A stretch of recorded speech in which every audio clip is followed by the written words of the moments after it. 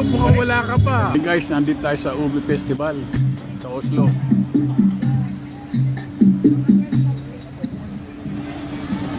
Dito sa ano to, Centrum. Ito yung nag-organize, Kalayaan Ubi Festival. Ito sila.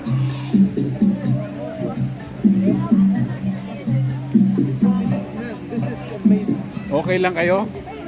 Okay lang po. Panoorin niyo lang sa ano, YouTube channel ko. Starring kayo.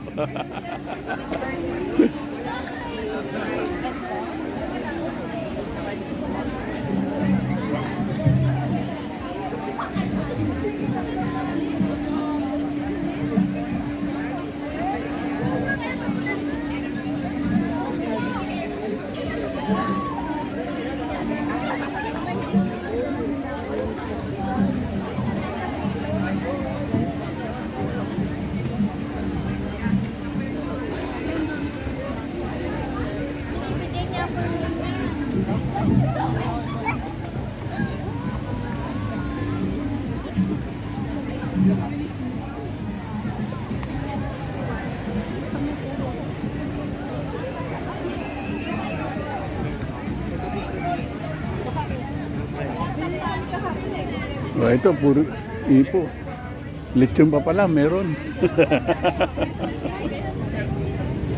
Yan ang presyo. Bigas ka tita pulit po. Ha? Bigas ka tita pulit. Ah, darating na.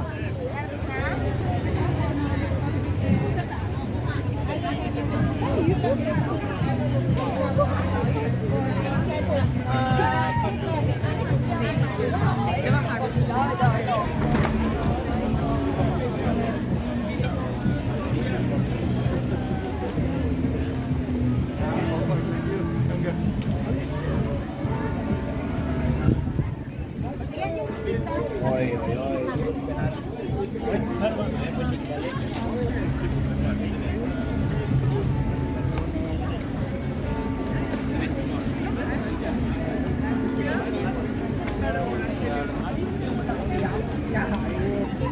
One fish ball.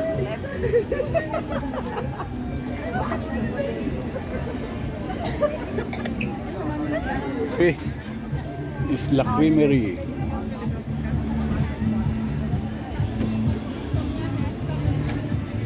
Daming tibog.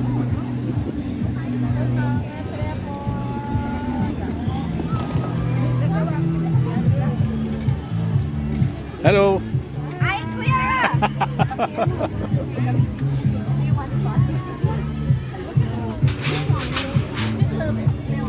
Busy oh. Hindi makakausap.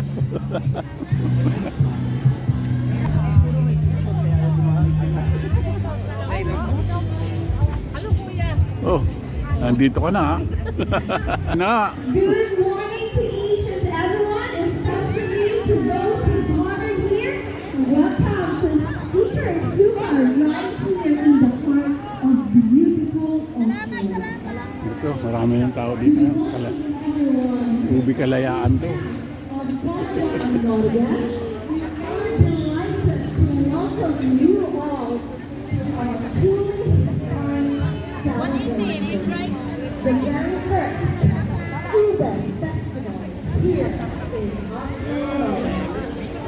My name is Julia Smehalma, and I am the Sergeant Corneliuson, aka Pama. And we are your hosts for today's celebration. Ay!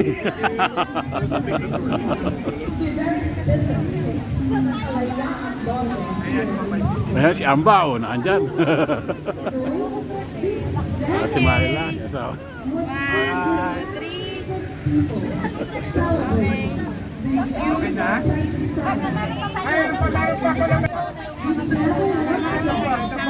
Hindi na ako lang.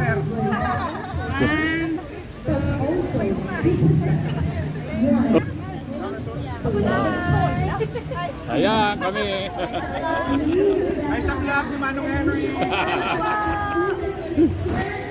Masaya na naman dito. Next year ulit. Mabubusog na naman kami. You are wondering what exactly Tata, what is ube naga? Ube is a term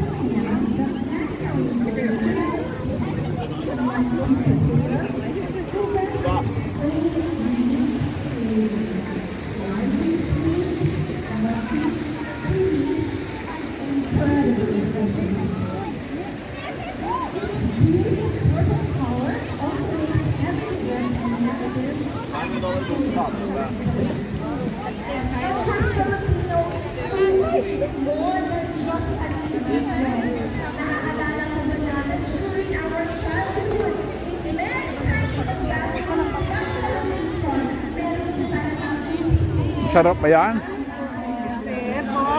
Panoorin to ha. Sa video ko ha. Sa YouTube.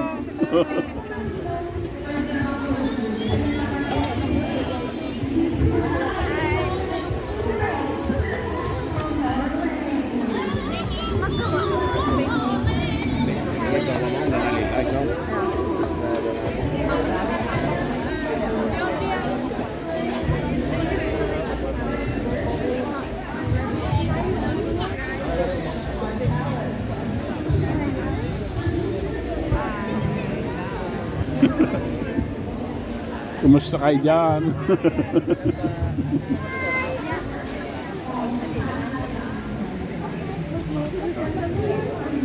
Halo, halo.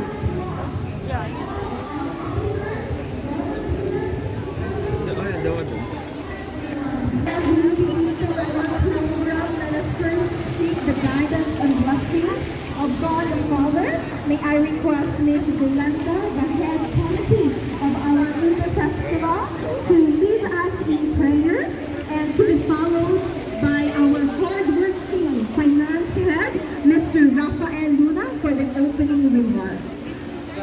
May I request everyone to please stand.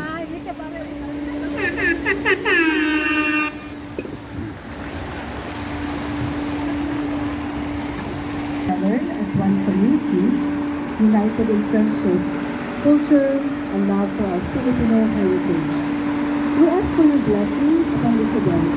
May it be filled with joy, laughter, and meaningful fellowship. Bless all our organizers, judges, guests, volunteers, performers, contestants, sponsors, vendors, and every individual who has come to celebrate with us today. Guide the singing competition, culinary competition, and every activity throughout this festival. May each participant showcase their talents with humility, respect, and sportsmanship, bringing glory to you through their gifts. Protect everyone gathered here. Grant us good weather, safety, good health, and peaceful hearts. May this festival strengthen the bonds of our community and inspire us to continue sharing kindness, generosity, and unity wherever we go. We dedicate this celebration to you and ask that your presence be with us from beginning to end. All this we pray in the mighty name of Jesus Christ. Amen. Magandang umaga po sa inyong lahat, sa lahat ng Pilipino. Magandang umaga. To all foreigners, good morning to all of you. So, this is the first time we celebrate the Ube Festival in Oslo, Speaker Supa. We thank you that all of you is coming and celebrating with us in this kind of occasion. So, Kalayaan Orgi is around 5 to 6, 7 years na po na nag-i-exist.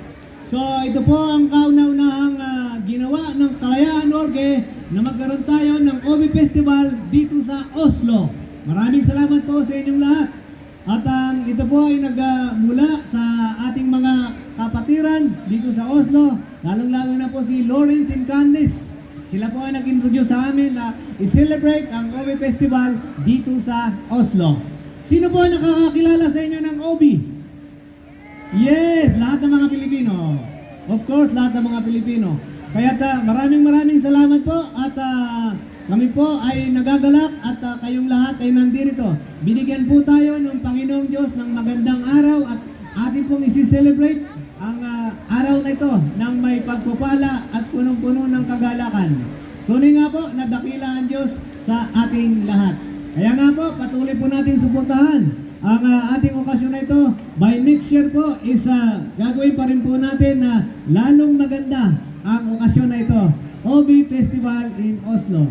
Kaya nga po, marami mo pong mga programa na darating. Meron po tayong culinary, meron po tayong singing contest. Wag po kayong aalis. Kayo po ay makisama at ating pong ipag-celebrate ang araw na ito. Maraming salamat po sa lahat ng bumubuo ng ating program. Kay Krista po, kay Glenda at sa lahat po ng ating mga kasamahan. Kaya nga po, sige po, ang pangalan mo po ay si Brother Rapi. Pagtawagin po nila ako Brother Rapi, Kuya Rapi, Rapi. Kayo na po ang bahala. Maraming salamat po sa inyong suporta at kami po ay nagpapasalamat ng may puno ng kagalakan at tuwa. Salamat po sa inyo lahat. Hello, Val. Hello. Si Mami, oh, ayan, oh.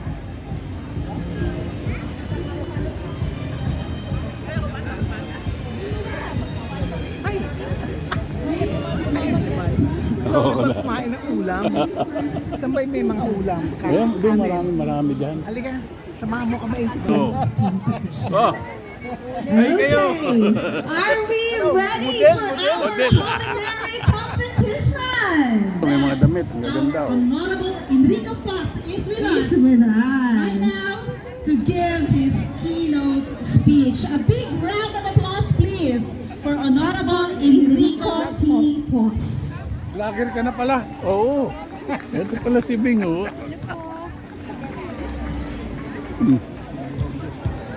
Subscribe ka sa YouTube channel. Ano mga YouTube channel mo? Bolet and Henry Ayuda Vlog. Ayuda eh. Nag-ayuda ka sa Pilipinas eh. Bolet, B, as in boy. Good morning! Gandang umaga! Eto na naman tayo. Okay.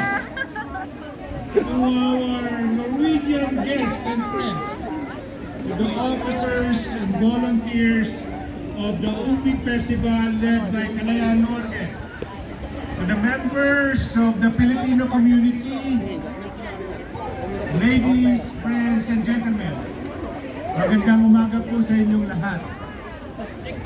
Magandang hapon na pala. It's 12:20.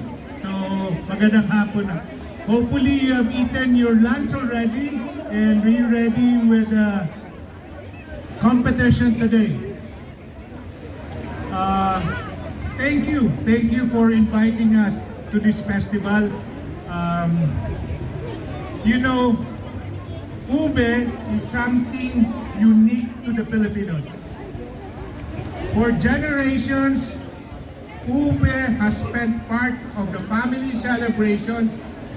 It has long been a part of our identity and shared memories, long before it became internationally known. Alam niyo po, yung ube sa atin, bahagi palagi yan ng celebration po natin. Mapa-birthday, mapakasal, mapabinyag, lahat po ng celebration uniquely identified with the Filipino culture. Hence, today's celebration is not just about food or about ube. Today's celebration, the festival, is also an expression of the Filipino cultural identity.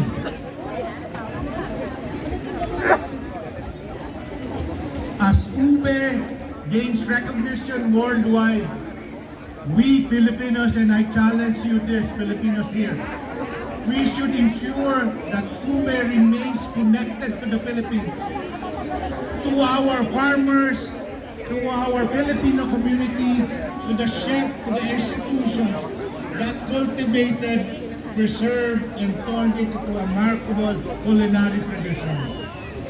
Pangalagaan po natin ng ube bilang Filipino tradition. It's not just a food, but it is a cultural tradition, it's a cultural identity. Kaya po palagi sabihin ho natin, pag nagsalita po ng ube, Pilipino yan. Hindi po yan sa ibang bansa. Sa Pilipinas yan.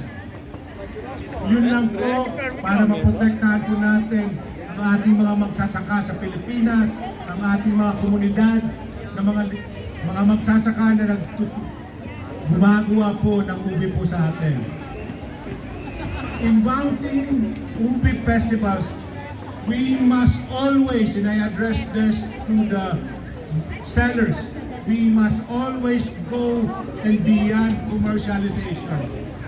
Instead, we must honor the knowledge, care, and traditions that cannot be replicated by similar root crop grown in other countries.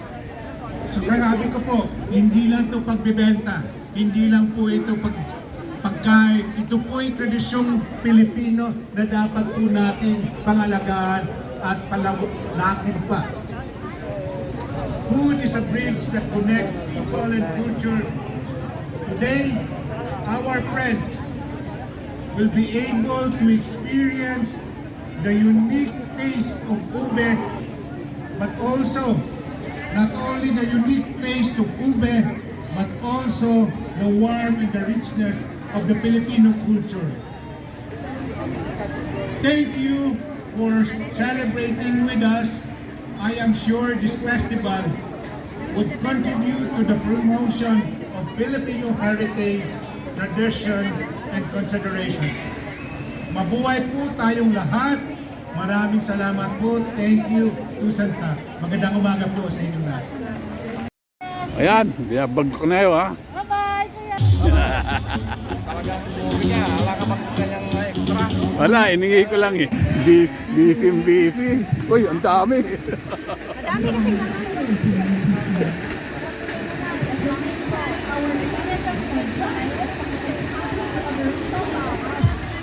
Paniikot namin. Hindi ka namin makilala.